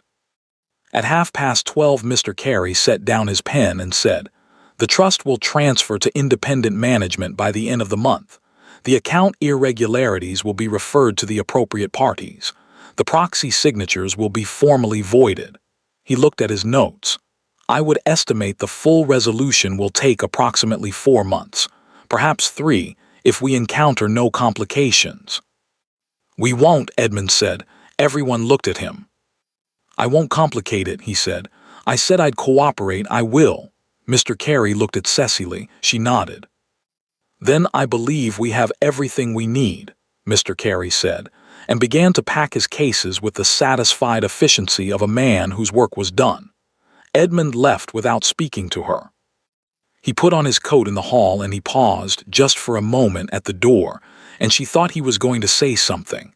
Something about their father, perhaps, or about the letter, or about the estate and what he had intended and what he had done instead. He didn't. He opened the door and walked out. She stood in the hall and listened to the carriage go. She thought about 23 years, about the brother who had been charming and terrible in equal measure, who had taken their father's trust and used it for himself, who had brought a letter to a sitting room because he wanted it to matter that their father had thought well of him. She thought about the fact that it did matter, that she could not make it not matter. That was the thing about people you had loved for 23 years. You could be entirely clear about what they had done and still find in the same breath that the love was not quite gone. It was just changed, ruined in some essential way, still there. She thought this was possibly the most exhausting thing about being human. Then she put on her coat and went to find the Duke. He was in the East Garden. Of course he was. She stood at the gate for a moment and looked at him, at the familiar posture of him, hands behind his back, looking at the dormant roses with the easy patience of a man who understood that dormant things were not dead things. She went through the gate. He turned when he heard her. She had not planned what to say. She had spent the last 4 days planning a great many things, but not this, not what came after Monday, not what she wanted the answer to be when he asked his question. She had told herself she would know when the time came. The time had come. She was not certain she knew. "It's done," she said. "Yes," he said. Mr. Carey looked satisfied. "He is. 3 hours of meticulous documentation is Mr. Carey's idea of a very good morning." "And yours." "Mine too," she said, "in its way." She stood beside him and looked at the rose beds. "Edmund left," she said. "I know, I saw the carriage." "He didn't complicate it. He said he wouldn't and he didn't." "No," the Duke said. "I didn't think he would, not after Thursday." She looked at him. "You knew about the handwriting analysis," she said, "before I told you." "My solicitor sent a copy directly." "You might have mentioned that." "You needed to read it alone," he said simply. "I thought so anyway." She looked at him for a moment. He was, she thought, extraordinary at knowing when not to be present. She had noticed it in small ways over the past weeks, the moments he removed himself, the silences he did not fill, the questions he did not ask. It was a rarer quality than most people understood. "You said after Monday," she said. He looked at her. "You said you wanted to ask me something. After Monday." "Yes," he said. "It's after Monday." He was quiet for a moment, then, "What do you want, Cecily?" She stilled. He had used her name. Not Miss Wren, her name, simply, the way you used a name when you had stopped needing the formality to mean something. "That's your question," she said. "It's the only one that matters," he said. "Everything else, the estate, the trust, the 4 months of resolution, that's all going to happen whether I ask you anything or not. What I want to know is what you want. Not what you've been fighting for, not what you're going back to." He paused. "What you actually want." She looked at the rose beds. She thought about the question he had asked her, the first time in this garden. "What is it you actually need, Miss Wren?" And how she had deflected it cleanly and walked away before it could become anything else. She had been deflecting variations of that question for 4 years. She was very tired of deflecting. "I want to go home," she said. "I've wanted that for 4 years and I'm going to want it until I'm standing in it," and then she stopped. "And then I don't know." "That's honest." "It's the most honest I can be right now," he nodded. "I'm not asking you to know," he said. "I'm asking you to, I want you to know that I'm here, after Monday, after 4 months, after however long the resolution takes." He paused. "I want you to know that I have no intention of being convenient about this." She turned to look at him. "Convenient," she said. "The sort of thing that's easy to leave," he said. "Easy to put aside because there are other things to attend to and the timing is complicated and you haven't quite decided." He looked at her directly. "I'm not going to be that. I want you to know that before you go." She looked at him. She thought about the gate at 6 o'clock the first evening, the note she had sent, the decision she had made on the walk over, the rehearsed version she had arrived with and had not used. She thought about 3 words delivered with the straightforward simplicity of a man who had decided. "How can I help?" She thought about her hands simply at her sides. "You should know," she said, "that I am not easy. I count things. I plan 8 months in advance. I have trouble asking for help and I will probably always have trouble asking for help, and I'm not accustomed to." "I know," he said. "You've known me for 3 weeks." "I know enough," he said. "The rest I intend to learn." She looked at him for a long moment. The winter light was doing something particular to the garden. That low, clear quality of November afternoons, the kind that made everything look like it was waiting for something. "When the estate is settled," she said carefully. "When I'm home and the accounts are straight and I've had time to—" "Yes," he said. "I'm not saying yes," she said. "I'm saying when." "I know the difference," he said. She believed that he did. She left the next morning. Her carriage was brought round at 8, and Thomas loaded her cases with the efficient pleasure of a man going somewhere he was glad to be going. And Lady Partridge appeared in the doorway in her dressing gown to say good-bye, which was, she gathered from the Duke's expression, entirely unprecedented, and which Lady Partridge accomplished with magnificent dignity regardless. "Come back in spring," Lady Partridge said. "The roses will be extraordinary." "I've heard that," Cecily said. Lady Partridge gave her a look that contained approximately 15 things, none of which she put into words. Then she patted Cecily's hand and went inside. The Duke walked her to the carriage. They stood for a moment in the cold morning with the horses breathing mist and the house behind them. "Thomas," she said, "will he?" "He'll follow when you're ready for him," the Duke said. "He's been given an open offer." "Thank you." "Don't," he said, not harshly. Just the way he'd said it before in the study when she'd thanked him as though it were a transaction. She looked at him. "All right," she said, "I won't." He opened the carriage door. She put her hand on it.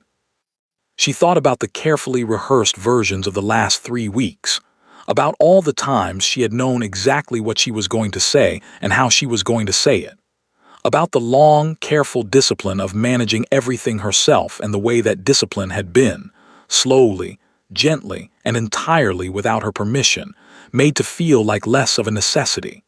She looked at him. "James," she said. His expression did something she had not seen it do before. "Cecily," he said. She got into the carriage, the door closed, the carriage moved. She did not look back. That was the discipline, 4 years of it, the practiced forward-facing composure of a woman who had learned that looking back cost more than it was worth. She looked forward. She thought about spring. Spring. The roses came early that year. It was the 3rd week of April, and they were already in bud. The climbing ones on the south wall first, then the beds along the path, then the roses her mother had planted in the walled section, which had always done exactly as they pleased regardless of the season. Cecily stood at the window of the morning room with her tea and looked at them.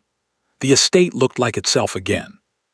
That was the only way she could describe it, the way it had looked in her memory for 4 years, when she had held the picture of it like a compass point and used it to get through the gray dresses and the servants' entrances and the 8 months of careful, solitary work. It looked like the place she had grown up in. It looked like her father's house. It looked like hers. The accounts were straight. The independent trustee had been appointed in February. The court had confirmed the transfer in March, on a Tuesday morning, in a proceeding so straightforward that Mr. Carey had seemed almost disappointed by the absence of complication. Edmund had cooperated. All the way through, he had cooperated quietly, without drama, without any of the paths she had prepared for. She had written to him once in February about a matter regarding the eastern boundary, and he had replied within the week with the precise information she needed and nothing else. She had looked at his handwriting on the envelope for a long time before she opened it. She had not written again. She thought perhaps she would, eventually. She thought it would take time. She thought time was something she had now. Thomas found her at 9 o'clock with a letter on the tray. She recognized the handwriting before she picked it up. She had been recognizing it for 4 months, in letters that arrived every week without fail, always substantive, never pressing. The letters of a man who had said he would not be convenient and had meant it. Letters about the estate and the solicitor and the rose beds in the East Garden, which were, he reported in February, promising.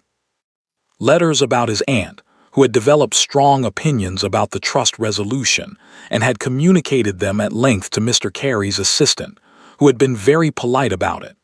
Letters about a book he had found in his library that he thought she would find interesting, which he had sent separately. She had read the book. She had written back. She had been writing back, she realized, more readily with each month, less managing of what she said, less watching of how it landed, less of the careful calibration she had been practicing for 23 years, more like talking. She opened the letter. It was shorter than usual. The roses have opened. All of them, nearly at once. It has been an extraordinary week in the East Garden. Lady Partridge has claimed personal credit for this, on the grounds that she spoke encouragingly to them in February, which I cannot disprove. I find I have run out of things to say in letters. I said I would not be convenient. I meant it. I also find that I am not very good at waiting indefinitely when I know what I want and the roses are finally open. If you are ready, I would like to come. If you are not ready, I will wait. Cecily sat down. She sat in the morning room with the letter in her hands and the April light coming through the windows and the roses visible from where she sat, her mother's roses, the ones that did exactly as they pleased regardless of the season. She thought about when the estate is settled and when I'm home and the accounts are straight. The estate was settled. She was home. The accounts were straight. She thought about what she had told him. I'm not saying yes. I'm saying when. She thought about his answer. I know the difference. She thought about what it felt like to sit in a room with someone and feel no particular need to manage the silence. She put the letter down. She picked up her pen. She wrote 2 words, "Come now." She folded it, sealed it, handed it to Thomas, who took it with the expression of a man who had been waiting for this particular letter since November. "Today's post," she said. "Yes, miss," Thomas said, in a tone that suggested he intended to use the fastest horse on the estate regardless of what the post schedule said. She watched him go. She turned back to the window. The roses were extraordinary. Lady Partridge was not wrong about that, though she was certainly wrong about the reason. They were the deep, particular pink of things that had been waiting for the right season and had, when the season finally arrived, not wasted a moment of it. Cecily looked at them.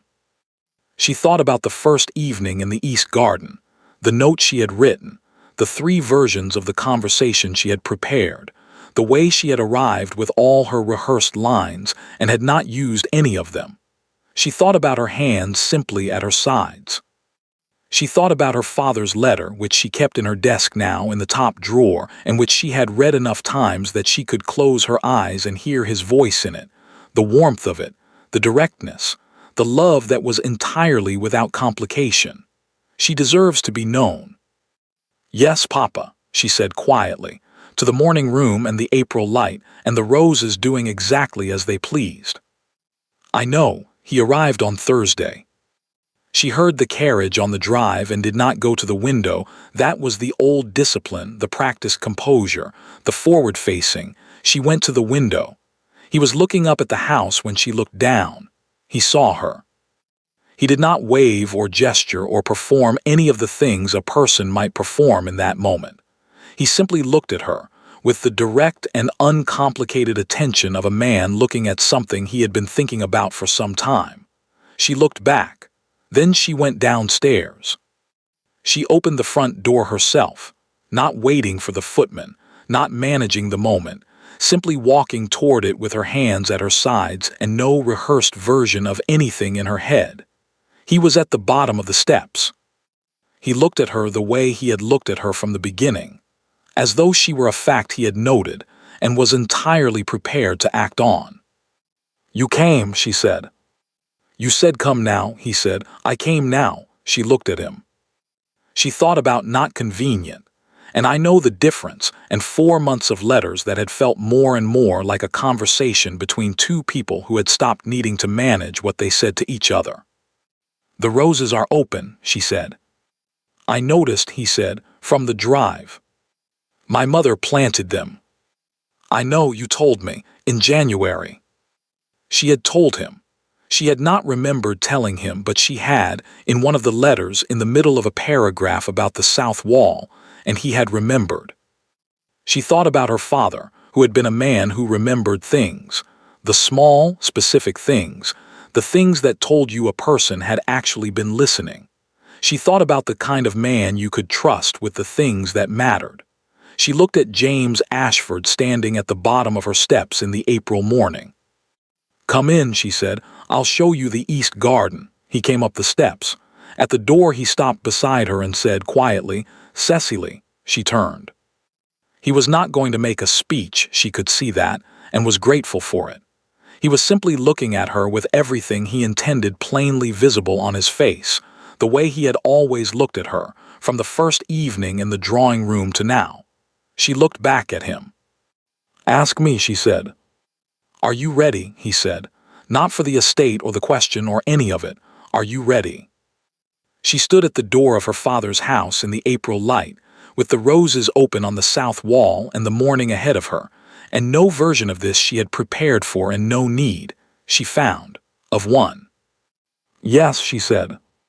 He smiled, not the practiced smile of a man performing it, but the other one, the one she had only seen a few times and which she had filed away carefully and which she decided at this particular moment, finished filing away. She let herself smile back, completely, unguardedly, for once in her life not counting a single thing. She opened the door. They went in. Thank you for listening to the story all the way to the end. Please tell us which city you're watching from and what the story made you feel. Don't forget to subscribe so you won't miss new stories.